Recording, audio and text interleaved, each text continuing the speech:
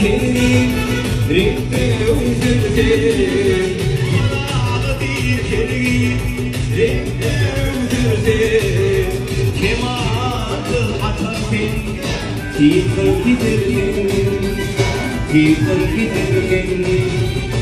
yalancı beş gündür mektan batarken. Yalancı beş gündür mektan batarken. Altın çuvalımı boymadan indir, boymadan.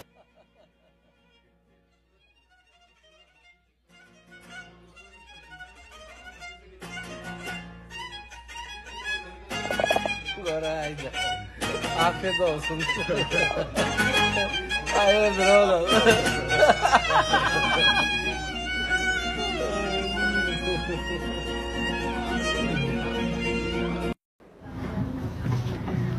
Bey olga.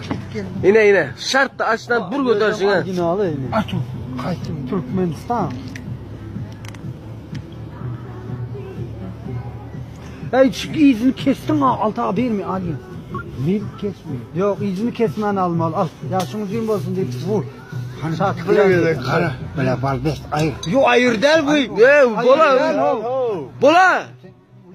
Yo gep etme. Hani al sağ ol. Yaşın mutlu var. Tamam. Erkek. İzi kesildi Ali'nin elinden. İzi kesilmesin. İzi kesildi tamam. Şart Ali'nin.